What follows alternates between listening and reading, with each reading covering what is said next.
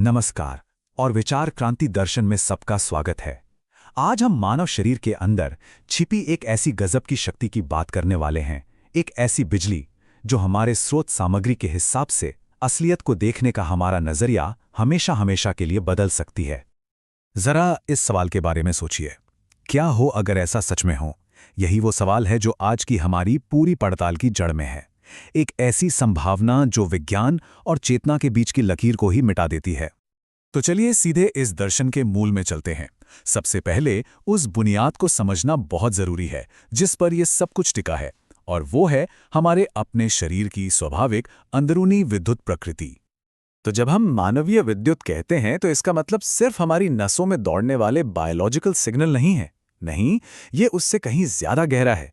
ये एक विशाल ऊर्जा का क्षेत्र है, एक तरह का आभा मंडल जो हर इंसान के चारों ओर मौजूद है और जो सीधे सीधे हमारी सोच और हमारी भावनाओं से जुड़ा हुआ है। इस विचार की ताकत को महसूस कीजिए।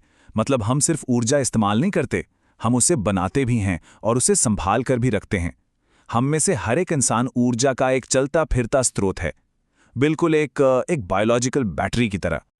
और हाँ, ये सिर्फ शरीर को चलाने वाली मेटाबॉलिक एनर्जी नहीं है, ये एक ऐसी जीती जागती शक्ति है जिसे हम अपनी इच्छा से, अपनी सोच से एक दिशा दे सकते हैं, उसे कहीं पर भी फोकस कर सकते हैं।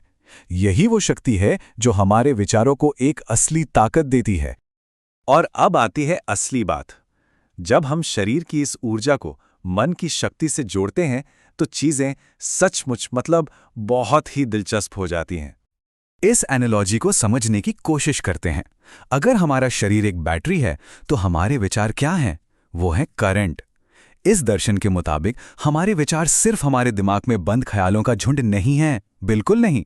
वो तो ऊर्जा के एक्टिव ट्रांसमिशन है जिन्हें हम अपनी इच्छा से इस ब्रह्मांड में भेजते हैं। यहां देखिए कि कैसे विचारों का संचार यानी कि थॉट कम्युनिकेशन फिजिकल दुनिया के नियमों को तोड़ देता है। जहां हमारी आवाज को सफर करने में वक्त लगता है और दूरी एक रुकावट बनती है, वहीं विचारों को ऊर्जा की फ्रीक्वेंसी पर भेजा गया एक इंस्टेंट सिग्नल माना जाता है, पलक झपकते ही। तो इस नजरिए से देखें तो टेलीपैथी कोई जादू या सुपर पावर नहीं है, बल्कि इसी मानवीय बिजली से पैदा होने वाली एक नेचुरल क्षमता है। ये दो दिमागों के बीच एक सीधा ऊर्जा पर आधारित कनेक्शन है। ठीक है, तो अब हम इस प्रस्तुति के उस हिस्से पर आ गए हैं जो शायद सबसे ज्यादा चौंकाने वाला है। अब हम एक ऐसे प्रयोग पर नजर डालेंगे जो यह दिखाने का दावा करता है कि कैसे हमारा मन, हमारी सोच फिजिकल दुनिया को असल में प्रभावित कर सकती है। ये सच में एक बहुत बड़ा सवाल है ना? क्या हमारे विचार सिर्फ हमारे अंदर तक ही सीमित हैं या वो बाहर की दुनिया पर भी कोई असली नापने लायक असर डाल सकते हैं? चलिए देखते हैं कि ये जो जल स्मृति प्रयोग है वो इस बारे में क्या बताता है। इसका प्रोसेस बहुत ही सीधा सा है। दो बिल्कुल एक जैसे पानी के सैंपल लिए जाते हैं, फिर एक सैंपल पर बहुत ही पॉजिटिव, प्यार भरे विचार प्रोजेक्ट किए जाते हैं और दूसरे पर ठीक इसका उल्टा, नेगेटिव, नफरत भरे विचार। फिर बस इंतजार किया जाता है और देखा जाता है कि जब ये पानी जमता है तो क्या होता है। और नतीजे हैरान कर देने वाले।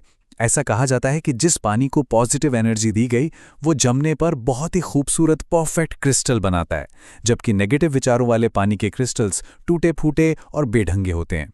ये एक तरह का सबूत है कि हमारी चेतना, हमारे विचार मैटर को आकार दे सकते हैं। तो इन सब बातों का आखिर मतलब क्या है? हमारे लिए इसके क्या मायने हैं? चलिए अब इस सब को समेटते हैं और देखते हैं कि हम इससे क्या सीख सकते हैं। तो जो मुख्य बातें हमने समझी वो ये हैं। हमारा शरीर एक छोटा लेकिन बहुत शक्तिशाली बिजली का सोर्स है। हमारे विचार सिर्फ ख्याल नहीं बल्कि एनर्जी के ट्रांसमिशन हैं, और इस मेंटल एनर्जी में शायद इतनी ताकत है कि ये फिजिकल चीजों पर भी असर डाल सके। मतलब हमारी चेतना और ये दुनिया, ये आपस में बहुत गहराई से जुड़े हुए हैं। तो इस पूरी चर्चा के बाद मैं एक आखिरी सवाल सबके सामने रखना चाहता हूं। बस कल्पना करके देखिए, अगर हम सब लोग अपनी इस अंदर की शक्ति को, इस भीतरी बिजली को एक साथ एक पॉजिटिव दिशा में फोकस करना सीख लें तो हम कैसी दुनिया बना सकते हैं। इसकी संभावनाएं सचमुच अनंत हैं।